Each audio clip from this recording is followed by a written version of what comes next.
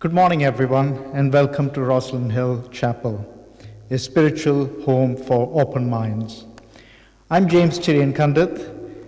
I'm the worship assistant for this morning's Unitarian service. Whoever you are and however you are all very welcome into this, our spiritual community in Hampstead. On this first Sunday in July, we begin a new monthly theme, Release. Today is a celebration of the unique qualities of each individual in this chapel and the beauty of the natural world. Now that we are open for public services in the chapel, it's great to see you in here. As you know, services need to be booked in advance while COVID restrictions are in place, and you can do this via our new website. So if you'd like to join us, please register online or by calling the chapel office. If you're watching us live online, you can join in with tea and conversation in the virtual side aisle at midday. Look for the Zoom link under the Connect section in the YouTube description. And please go to our website to find more details about all our chapel activities. If you don't have online access, copies of our Open Mind newsletter are available from the stewards. We are an independent registered charity, and we rely on your contributions to continue our work. You can donate via our Just Giving page or by using the donate button on our website. And thank you for the many ways you contribute to our spiritual community. And I would now like to invite Derek Macaulay, who is a member of our chapel and is also the Vice President of the International Council of Unitarians, to light the chalice. Derek.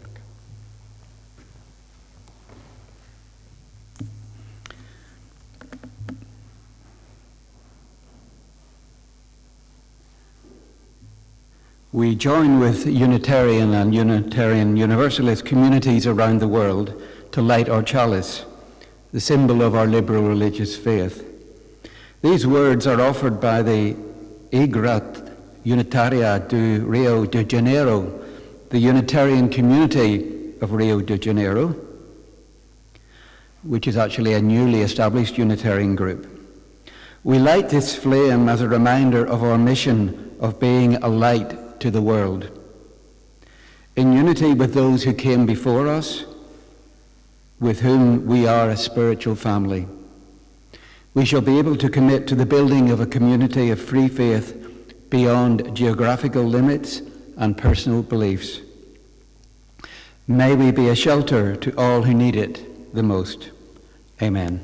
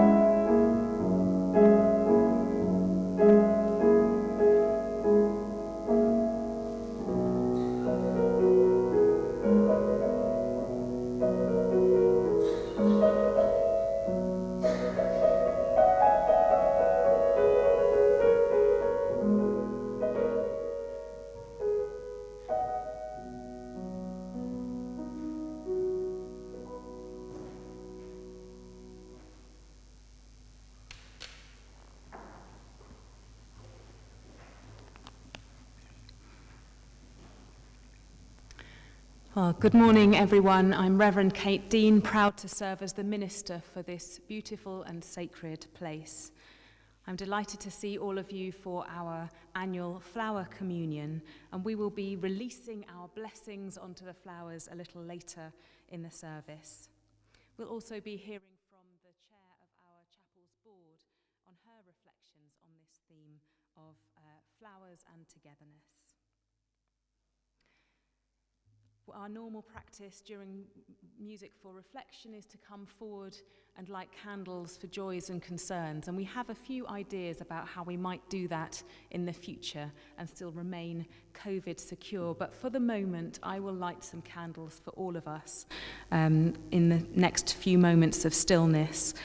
I know that many members will be feeling joy at last night's football victory, hope for normality to return, and, of course, some concern about the continuing rise in COVID cases. I'm sure you will have other joys and concerns in your hearts, so let us rest and reflect on those now.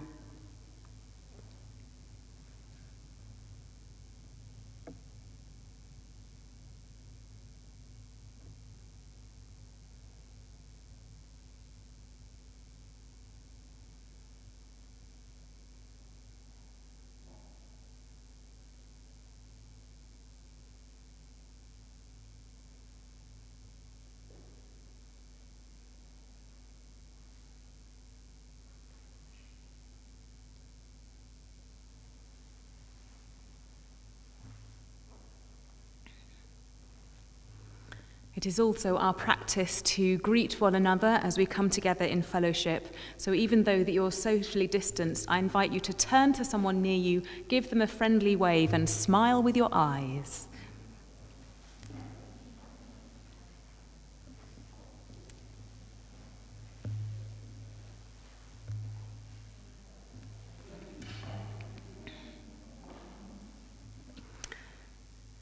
It is around this time each year in June or July that we like to honour each other by giving and receiving flowers, a flower communion for the chapel and in the chapel. The flower communion service originated in the Czechoslovak Republic before the Second World War. Reverend Dr. Norbert Capek, who began as a Baptist minister, eventually found the Unitarian Church in Prague in 1921.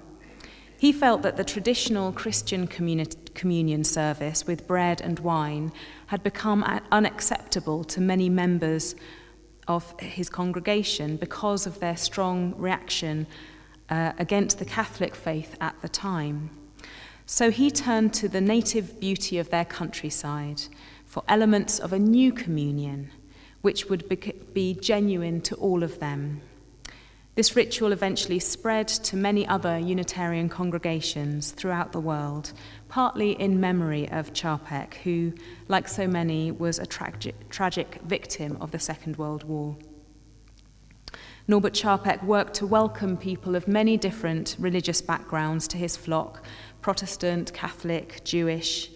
And his motivation was to celebrate a communion, the coming together of a religious community in a way that would be acceptable to everyone. Reverend John Midgley, a Unitarian minister, writes of Capek that he originated from Radomisil, a small village in the southern part of what was Bohemia and is now the Czech Republic. He came from a poor family, and after leaving school, he trained as a tailor. But his great love was religion, religious ideas, and church communities. He was converted to the Baptist Church and then eventually trained as a Baptist minister.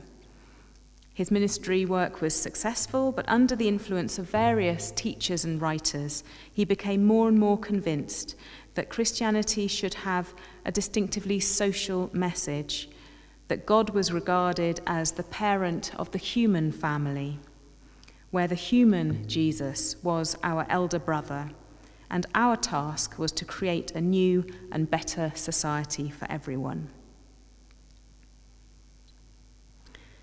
He eventually established the Unitarian Church, a dynamic and liberal church in Prague in 1921. and his wife Maya was ordained as a Unitarian minister in 1926. And that's around the time when the first flower communions began. Each flower would be brought by a member, and sometimes from their gardens or from the hedgerows on their way to church. At the beginning of the Second World War, Capek was able to welcome a number of Jewish members to his church because of the monotheistic beliefs of the Unitarians and the Jews. And this gave them precious extra time to plan their escape from the country, and without his compassion, they would have been rounded up by the Gestapo. Unfortunately, the Reich found that Capek was too dangerous and could not allow him to continue to live.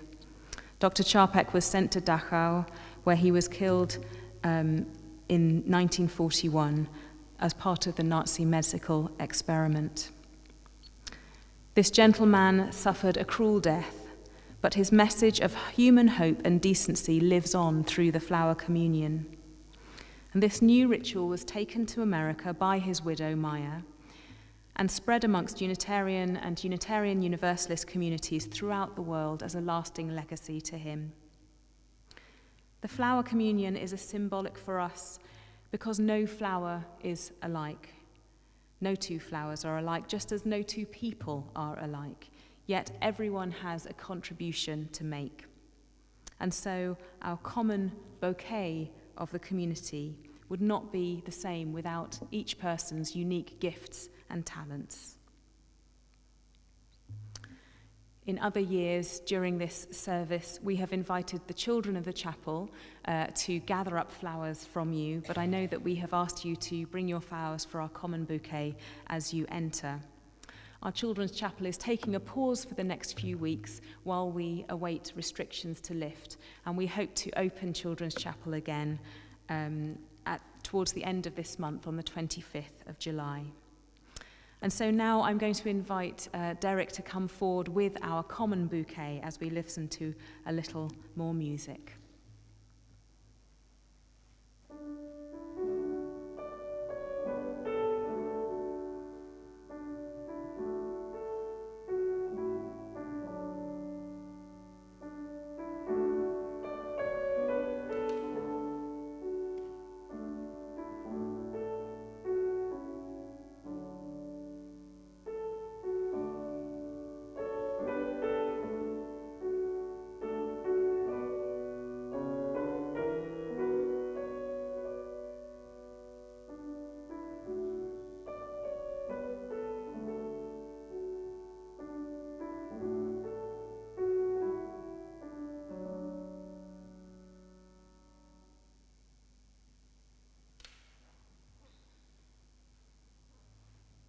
I now invite James to give our reading by the Bengali poet Rabindranath Tagore. This is taken from his Nobel Prize-winning work, Gitanjali.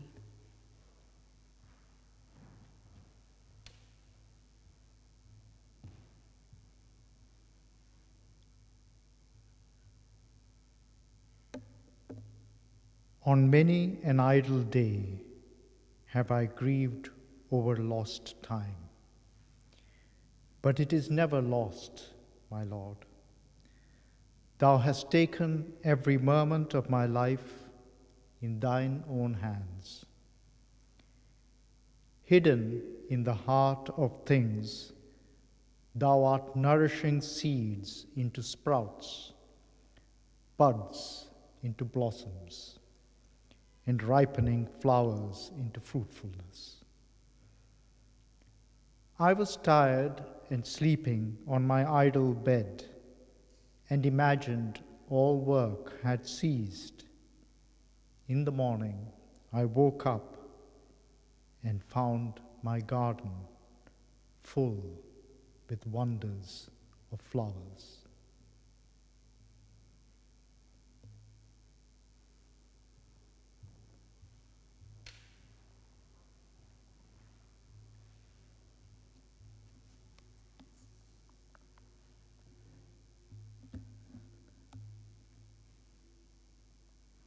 Let us gather now in a time of prayer and meditation.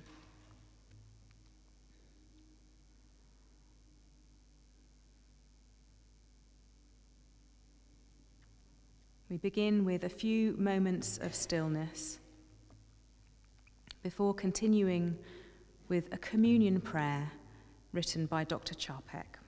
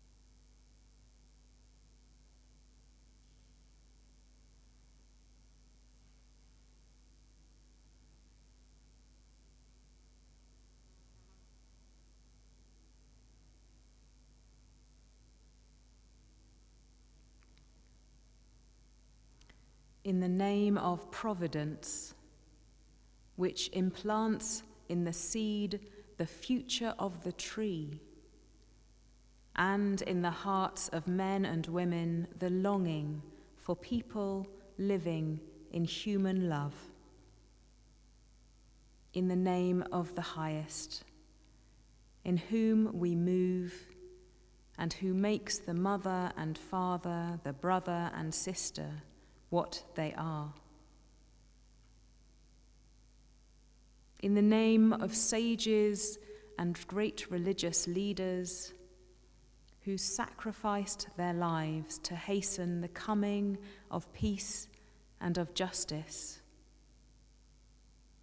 let us renew our resolution, sincerely to be real brothers and sisters, regardless of any bar which estranges one from another. In this holy resolution, may we be strengthened, knowing that we are God's family, that one Spirit, the Spirit of love, unites us. And may we endeavor for a more perfect and more joyful life. Amen.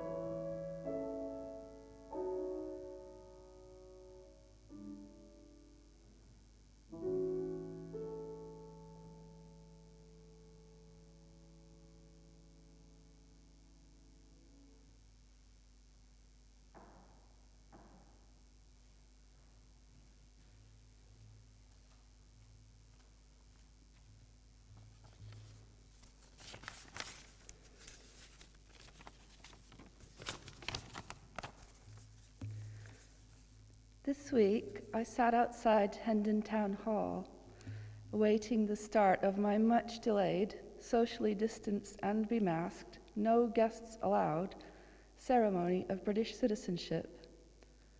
I was a little worried. Were my documents really in order? Did I have the right day and time? Did I even really want to be an official British citizen at all?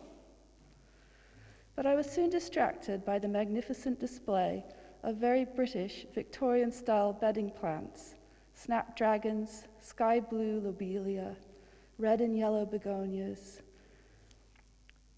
I heard buzzing bees and detected delicious wafts of honey scent from the edging of white alyssum. I felt soothed and happy. And suddenly it was time to join 18 other nationalities in a ritual in which we repeated our oaths to Her Majesty and then were welcomed to the fold. At the end, we were exhorted to vote and handed our certificates and then told we were free to leave, or if we wished, to take a photo of our certificates and the picture of Her Majesty in the background. Everyone smiled. Everyone stayed, and we took turns taking each other's photo, kindly making sure that it was just right. Apart from the calming distraction flowers can afford, I feel like I have always been fascinated by the sheer variety of forms and functions I see in the natural world. None more so than flowers. Flowers are eye-catching in colors and shapes, and often have head-turning scents, seemingly by design. Science and reason tell us that their message is aimed at birds, bees, and butterflies, saying, "Over here, pollinate me." And their success ensures the next generation of seedlings. Nonetheless, I enjoy them too. I recognize that not everyone shares my focus and delight in flowers, but I still can't seem to stop myself from suddenly, in mid-conversation, pointing out a species on a casual walk, which, while it may not be new to science, might be new to me. In reality, I now realize, far from being inborn, this habit has been learned. Some was picked up from my British grandma, who did the same, getting very excited about some micro-novelty sprouting in Dunstable Downs, while dismissing my clumsy bouquets of what I had thought were unusual white buddleias as common or garden invasive, darling. She helped me make a scrapbook of all the flowers mentioned by Shakespeare, illustrated with magazine clippings and scraps cut from her own watercolor paintings. All I can remember from that is Ariel's speech in The Tempest. "Where the bee sucks, there suck I. In a cowslip's bell I lie," which was pretty funny for 10-year-old Alison. Meanwhile, in the United States where I grew up, my Midwestern Nana cultivated amazing varieties of orchids and even bright tropical bougainvillea indoors, in stubborn defiance of the frozen, lifeless Iowa snowscape forming the backdrop out the window. She saved hard from her hairdressing salary, which she continued to age 80, and traveled to exotic places like Hawaii and the bogs of Ireland to meet plants and people in their home habitats. I continue to benefit from my ancestors' legacies, learning ever more and chatting about plant-based hobbies on a daily basis. I've lately spent some months in the United States and spent a little bit of time helping in my local Unitarian Universalist church's giving garden, in which volunteers grow fresh produce for a downtown restaurant called Cafe on Vine, which caters for people in a neighborhood with low income and homelessness. Even there I planted flowers, but they were cauliflowers. I hope they have thrived and made a tasty meal or three. I then had the privilege of attending the very first face-to-face Sunday service there since the start of the pandemic.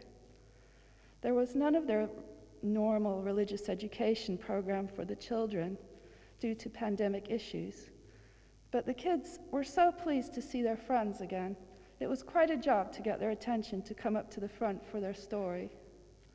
But they soon settled in to hear about some animal friends.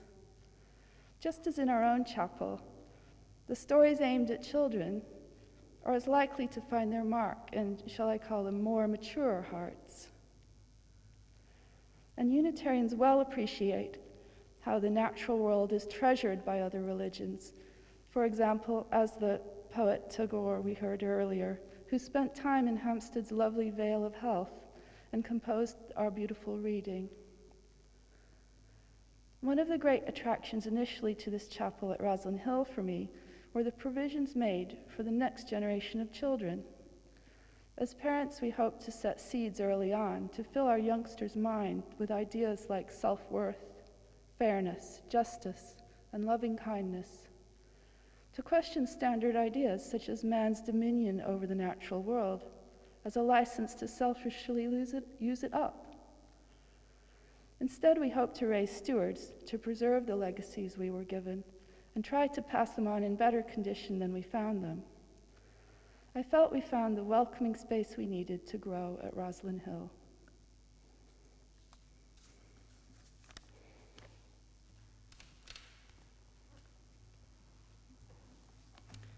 Thank you so much, Alison.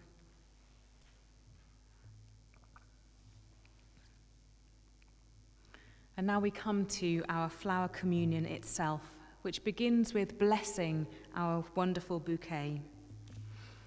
In our tradition, we believe that anyone can give a blessing. And so in a moment, I'm going to ask you all to think of a word or a phrase to bless this wonderful bouquet. These blessings will, I promise you, magically transform our flowers into symbols of hope and peace and love, so that when we each take a flower home with us, we will take these blessings home with us. So now let's shower our flowers with blessings. You can speak as the Spirit moves you. A cacophony of blessings, please, for our flowers. Off we go.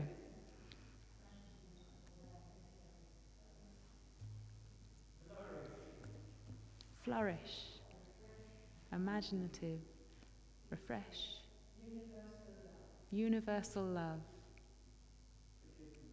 forgiveness, wonderful, flourishing, a little musical interlude for us as well. And now, let us meditate on the beautiful bouquet that we have created today with another prayer written by Dr. Capek, a special prayer for the flowers.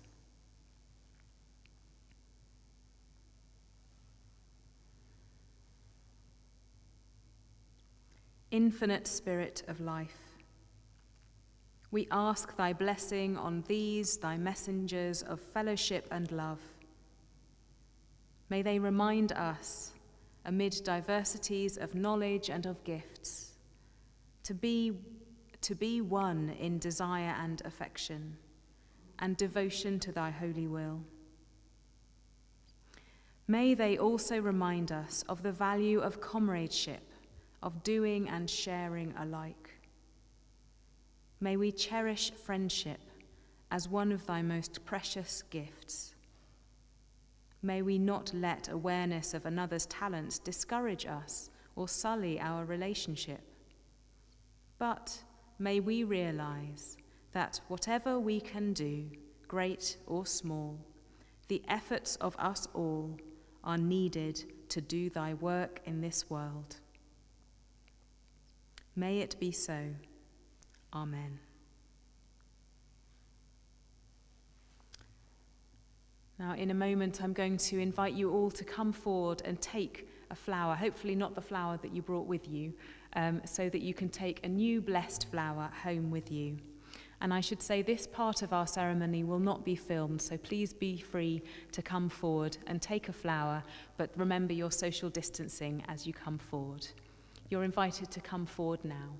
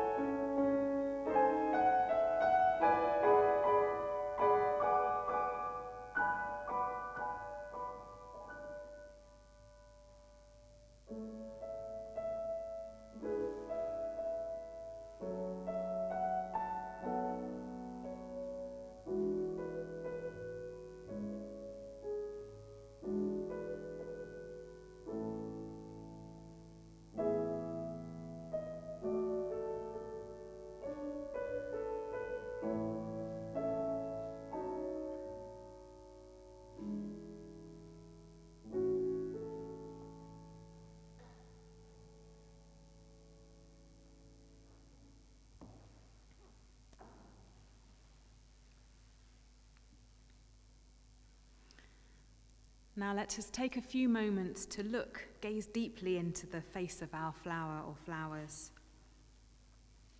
Notice its beauty, its colours, the different shades and textures.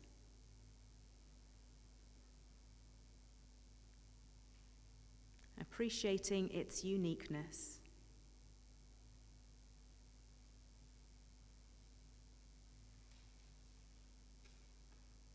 And now let us hold up our flowers to make a wonderful garden in our chapel.